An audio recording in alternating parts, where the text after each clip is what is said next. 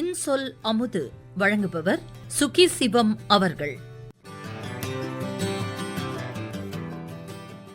ஒவ்வொருவருக்குமே தன்னுடைய மதம் உயர்ந்தது, மத நூல்கள் உயர்வானவை, அவை சத்தியத்தையே வெளிப்படுத்துகின்றன என்று ஒரு அபிப்பிராயம் உண்டு. இது தவறு அல்ல. ஆனால் இதை அடுத்து ஒரு சிந்தனை நீட்சியாக வளருகிறது. அது என்ன தெரியுமா?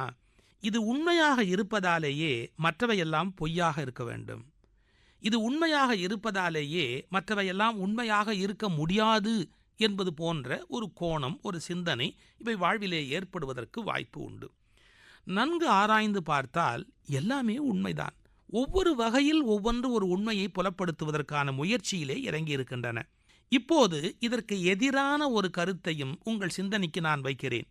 எல்லா நூல்களிலுமே சில செய்திகள் நன்மை தருபவை போலவே நன்மை தர முடியாதவையும் இருப்பதற்கு வாய்ப்பு உண்டு.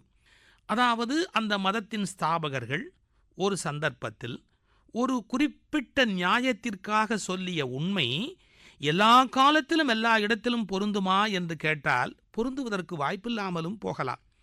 கொஞ்சம் கூர்ந்து கவனிக்க வேண்டும். ஒரு மதம் எதை ஒழுக்கம் என்று சொல்லுகிறதோ, ஒரு மதம் எதை மிகச்சிறந்த தர்மம் என்று சொல்லுகிறதோ, அதை ஏற்றுக்கொள்ளாத இன்னொரு மதம் உலகத்தில் உண்டா இல்லையா?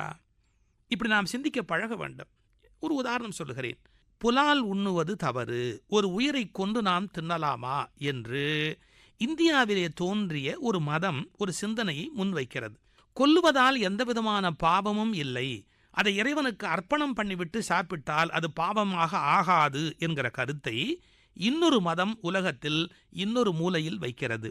நான் இப்படி சொல்லுவதைப் போல நீங்கள் ஒவ்வொன்றாக ஆழமாக யோசித்து பார்த்தால், ஒரு மதம் எதை குற்றம் என்று சொல்லுகிறதோ அதை இன்னொரு மதம் நியாயம் என்று ஏற்றுக்கொள்கிறது. வட்டி வாங்குவது என்பது பாவத்தில் மிகப்பெரிய பாவம் என்று ஒரு மதத்தின் கோட்பாடு வட்டி வாங்குவதை குற்றமாகவே பேசுகிறது.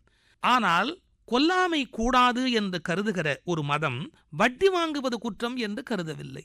வட்டி வாங்குவதை பற்றி பெரிய தவறு இருப்பதாக அந்த மதத்தின் நீதி நூல்கள் எந்தவிதமான கண்டனத்தையும் எழுப்பவே இல்லை. மது அருந்துவது பாவம் என்று சொல்லுகிற மதங்கள், மத நூல்கள் உலகத்தில் இருக்கின்றன. ஆனால் இறைவன் திருப்பெயரால் மது அருந்துவது ஒரு சடங்காகவே ஒரு சில மதங்களில் அமைந்திருக்கிறது. என்ன செய்வது? இந்த உலகத்தில் எதை நாம் ஒழுக்கம் என்று சொல்லுகிறோமோ அதை இன்னொரு மதம் ஒழுக்கம் இல்லை என்று சொல்கிறது. ஒரு மதம் எதை ஒழுக்கம் இல்லை என்று சொல்லுகிறதோ அதை இன்னொரு மதம் ஒழுக்கம் என்று ஏற்றுக்கொள்கிறது. நீங்கள் மத நூல்களை வைத்துக்கொண்டு ஒழுக்கத்தையோ தர்மத்தையோ எப்படி முடிவு செய்ய முடியும்? நான் சொல்வது இன்னும் ஆழமான ஒரு பார்வை நமக்கு தேவை என்பதற்காக சொல்லுகிறேன். நாம் இன்னும் ஆழமாக எங்கே பயணிக்க வேண்டும் தெரியுமா? ஒன்றை சொல்லப்பட்ட ஒரு காரணத்தினாலேயே அது மட்டுமே உண்மை என்று நம்பிவிடக்கூடாது.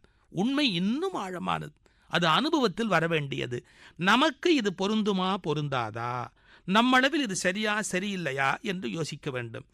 எல்லா விதமான ஒரு ஒழுங்கீனங்களையும் நாம் செய்து கொண்டு இந்த மதத்தின்படி இதை செய்தேன், இந்த மதத்தின்படி இதை செய்தேன், இந்த மதத்தின்படி இதை செய்தேன் என்று சொல்லி நான் எல்லா மதங்களையும் பின்பற்றுகிறேன் என்று கூட சொல்லிவிடலாம். எல்லா விதமான தவறுகளையும் நீங்கள் மத நூல்களையே மேற்கோள் காட்டி கூட இந்த உலகத்தில் செய்து முடித்துவிட முடியும். எனவே நூல்களில் சொல்லப்பட்டது என்பதை தாண்டியும் உள்ளுக்குள்ளே நம்முடைய மனசாட்சியோடு பொருத்தி பார்க்க வேண்டும். திருவள்ளுவர் சொல்லுகிறார், தன்னெஞ்சு அறிவது பொய்யற்க. உன் மனசாட்சிக்கு தெரியுமப்பா இது சரியா சரியில்லையா என்று. நூல்களை மேற்கோள் காட்டுவதை நிறுத்து. உன் நெஞ்சுக்கு தெரியாதா? இன்னொரு குறள் சொல்கிறார், மனத்துக்கண் மாசு இளநாதல் அனைத்து அரண். உனக்கு தெரியும் எது ஒழுக்கம் ஒழுக்கம் இல்லைன்னு, உனக்கு தெரியும் எது தர்மம் தர்மம் இல்லைன்னு. சும்மாவாத நூல்களை எல்லாம் மேற்கோள் காட்டி கொண்டு இருக்காதே. மனத்துக்கண் மாசு இளநாதல் அனைத்து அரண், மற்றவை ஆகுல நீர பெற வெறும் கூச்சல் என்கிறார் திருவள்ளுவர். எனவே மனசாட்சிதான் மிகச்சரியான நீதிபதி. இன்சொல் அமுது வழங்கியவர் சுகி சிவம் அவர்கள்.